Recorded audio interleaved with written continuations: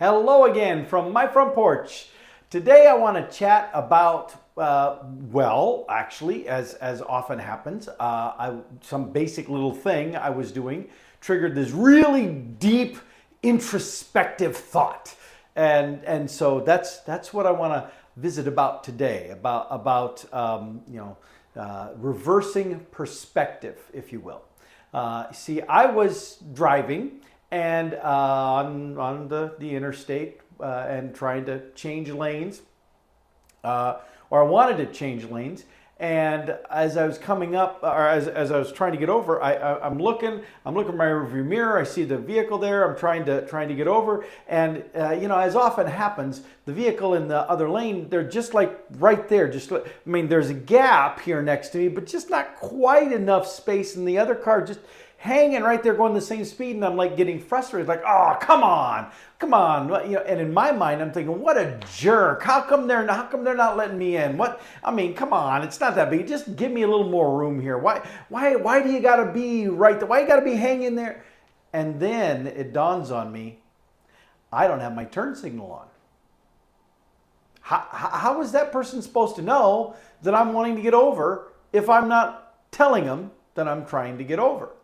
So I turn on my turn signal, this hand actually, and I did that. I look, and you know what the car next to me does?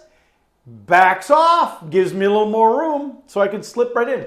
Had I just turned on the turn signal sooner, I would have already been over there instead of getting all stressed and worked up. The person next to me wasn't a jerk. They weren't being belligerent. They weren't being like, all right, we're going to keep Paul from getting over. No, they just didn't know I wanted over. And so as soon as they found that out, they let me get over. And so I guess there's a couple of things to draw from that. One is a little short thing. If you don't use your turn signal, shame on you. You should use it for that reason.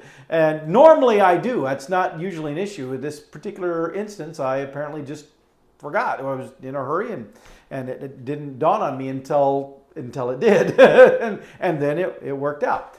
But I like I said, I want to go deeper with that. You see, I was in that act, in that moment, I was literally expecting that other person to understand me, to read my mind, to know what was going on in my car, to know where I was trying to go. I was expecting that person to know all of that stuff about me. But there's no way that they could. So it was unrealistic of that. And plus, that individual is driving their own car. They're worried about driving their own vehicle, not driving their car and mine. That's not their responsibility to worry about where I'm trying to go. So I really can't fault them for not knowing where I was going to go. That's all on me. But if I take that scenario, kind of fiddle with it a little bit, and flip it around, then that gets us into the concept of reversing our perspective.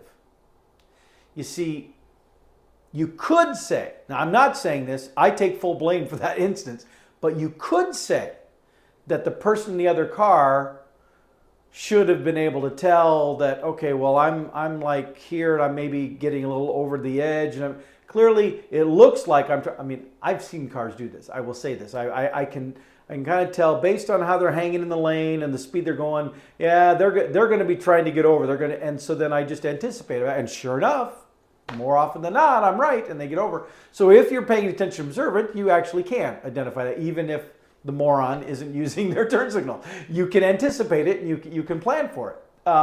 So theoretically, that car could have done that towards me. Now, again, I'm not saying the onus is on them. Now, it was all on me. I get that. But if we take that and put it in other contexts, like, for example, let's stay on the road, driving down the road. And there's a car comes up behind, dodging in and out of traffic, and they come up and they need to get around, go around. Now, if I'm feeling particularly ornery If I'm, just like I see them coming up and who do you think you are, buddy? You think you're a hot shot? Well, I know you're going to need to slip around me to get into this gap next in front of me to leapfrog around. So maybe I'll just slow down just a little bit, just to box you in and really get you frustrated and worked up because ha ha ha ha. But why? Why do that?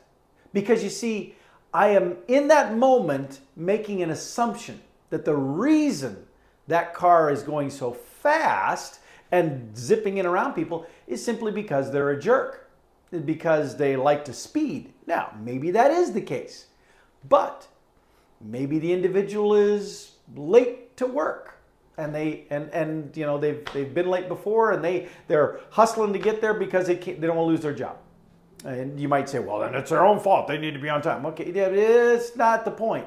Point being, they may have a valid reason why they're trying to go. Maybe their child is at school and fell or hurt themselves and the school called, we need you to get here right away. And so they're rushing to get there, or, some other loved one is injured. Maybe somebody is in the hospital and they've been called, we need you to come to the hospital, as quickly as possible. I know if that was the case for me, if I got a call that one of my parents was in the hospital over in Carroll, I don't care if there were state troopers on the road. I'm breaking the speed limits getting over there. And if they tried to pull me over, I'd simply tell them this is what's going on. As soon as they let me go, I'd hit the gas and go again. I would not care, because paying a ticket, small price to pay for getting over to the hospital to where my parents would be. But the people I would pass in the meantime might be like, hey, there's this maniac on the road. Well, yeah, kind of. So you don't know. But I find myself then checking myself, because if I stop and flip the scenario around, see, I'm making assumption from my perspective. But what if I flip that perspective around and recognize that maybe there's more going on than I am aware of? Maybe there's more trying to take place than I know, because, shocker, I don't know everything. And neither do you. We pull up to an intersection and there's the panhandler people with the signs. I don't know about you, but more often than not, I tune them out. I ignore them. I tune them out. Now, why do I do that? Well, because there are a lot of those individuals who have been shown to be basically scam artists, that they're just trying to, that they have other methods of gaining money.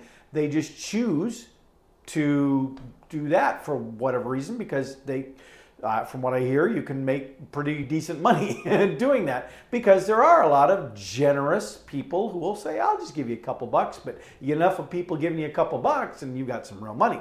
And so there's this notion that these individuals are not being honest. Now, is that the case for some of those individuals? Yes. That's true. It's been, people, it's been in the news. It's common knowledge that those kind of scenarios are legitimate. However, does that mean everyone engaging in that actually is a con artist, is scamming, is someone who is not being genuine and authentic? No. And there's no reason to believe that they all are bad people, because some are bad people. And yet, even I'm guilty of that. We could even take it in other contexts.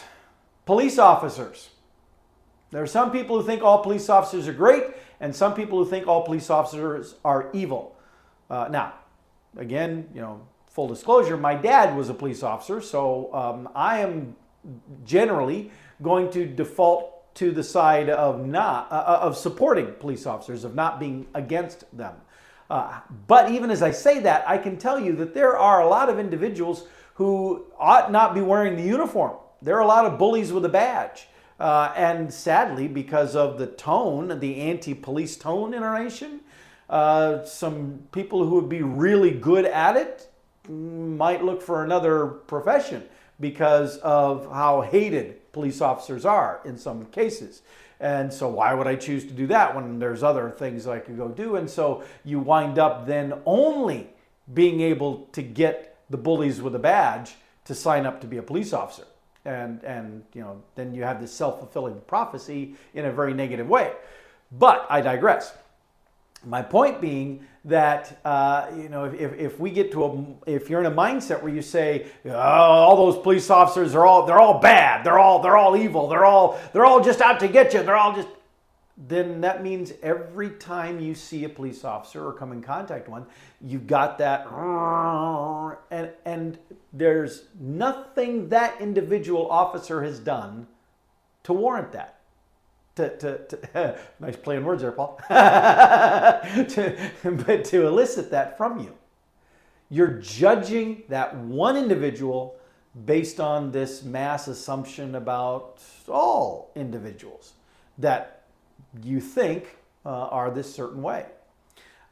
We could take it into the world of politics, which is not anybody's favorite topic. Well, a few people, but not one of mine. But you could go into the world of politics, and it happens all the time. Now, most notably, it happens between the two political parties. This notion that if I'm a Republican, then I think all Democrats are stupid and evil, and if I'm a Democrat, I think all Republicans are stupid and evil. When in reality, neither are stupid and evil.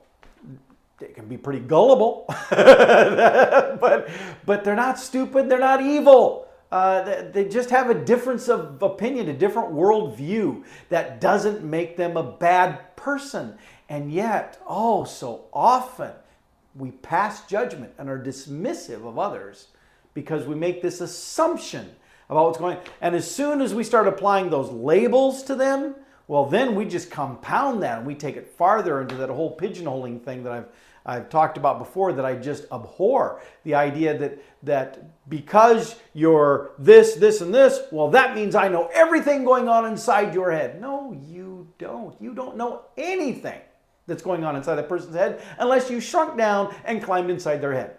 You literally know nothing about what's going on inside their head. And to assume otherwise, to proclaim otherwise, is highly arrogant on your part and ignorant as well. So don't do that. What is better, though, is to take to heart this little lesson I learned from failing to use my turn signal of recognizing. I had to recognize that other car didn't know what was going on with me. I needed to signal them so that they then did know and could take action. Likewise, the other way around, they could have been watching for what I was doing. I, again, don't expect that they needed to, but they could have.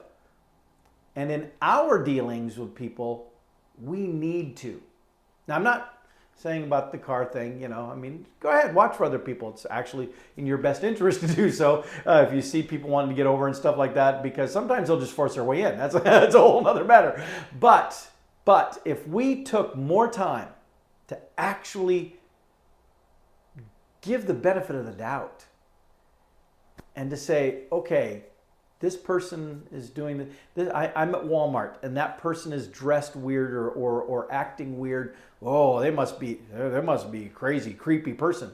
Well, maybe they're a little mentally challenged, and they are. This is one of their times where they get to express their independence, their individuality, where they get to go to the store by themselves and shop.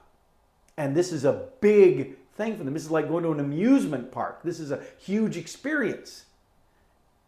And yet we stand there and condescendingly pass judgment, mocking them. People at Walmart. That's wrong. So my challenge, my genuine heartfelt challenge and challenge to myself, is to try to not be so judgmental, to really try to reverse that perspective and really think, okay, what might be going on here? I don't know, and I don't need to know in order to at least not pass judgment and maybe consider, is there something I could do in the situation? So, That's it. Just a quick little challenge for you. I'm going to let you go now because I'm suddenly feeling a huge depression coming on. I'm looking past the camera and I see the initial little white flakes of snow. Again, the snow is all gone right now, but now these little I hope we don't get a lot. I like the ground not having any snow. So hopefully it stays that way. All right, with that, I'll let y'all go and I'll see you next time from my front porch.